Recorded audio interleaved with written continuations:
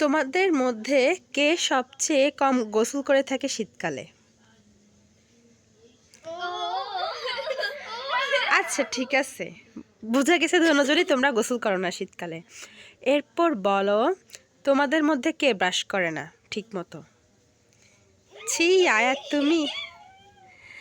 আচ্ছা, এবার এভাবে করলে হবে না, ঠিক করে উত্তর দাও। তারপরে তোমাদের মধ্যে কে বেশি অলস? তুমি। তোমাদের মধ্যে কে বেশি ঝগড়ুটে? দুজন। আচ্ছা, তোমাদের মধ্যে কে বেশি মারামারি করে? এই তো আমি দেখতেছি কে বেশি মারপিট করে। হ্যাঁ, দুজনই সমান। এই বন্ধ করো, আর মারপিট করবা না। ঠিক আছে।